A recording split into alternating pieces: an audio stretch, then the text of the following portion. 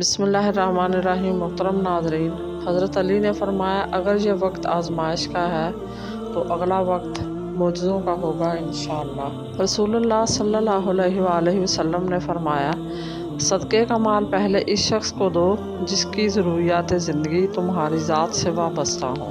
मुझे ज़िंदगी में हर चीज़ के बारे में एक वक्त के बाद तजर्बा हो गया, लेकिन लोगों को पहचानने में अभी तक बेवकूफ़ हो। हज़रत अली ने फरमाया, लोगों के ऐबों से इस तरह गाफिल हो जाओ जिस तरह तुम सोते वक्त दुनिया से गाफिल हो जाते हो।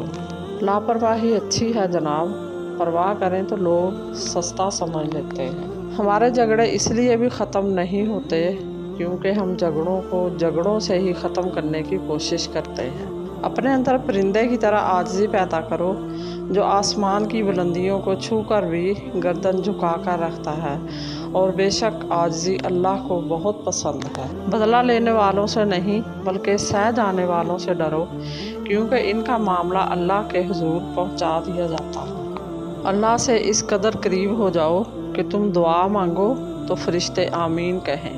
बहुत दफ़ा आपको अपना गम बांटने के लिए कंधा तो मैसर नहीं होता, लेकिन सजदा करने के लिए ज़मीन हर वक्त मैसर है, और आप अपना दुख अल्लाह पाक से हर वक्त बांट सकते हैं।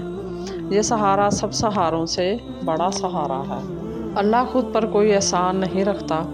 अगर आपने अपने रब की रज़ा के लिए कोई चीज़ छोड़ दी है तो अल्लाह आपको इससे बेहतर चीज़ से नवाजेगा। लोग कहते हैं किसी एक के चले जाने से ज़िंदगी रुक नहीं जाती, लेकिन ये कोई भी नहीं जानता कि लाखों को मिल जाने से भी इस एक की कमी पूरी नहीं हो सकती। किसी ने मुर्ग से पूछा, लोग तुम्हें जीने क्यों नहीं देते, काट डालते हैं। मुर्ग ने जवाब दिया, लोगों को जगाने वालों का यही हाल होता है। मज़ीद इसी तरह की अच्छी और मालूमाती वीडियो देखने के लिए मेरे चैनल को सब्सक्राइब करें, और अगर आपको वीडियो अच्छी लगे तो प्लीज़ लाइक ज़रूर कर दिया करें। अल्लाह आपका और मेरा हामी नासर हो। जज़ाकल्लाह।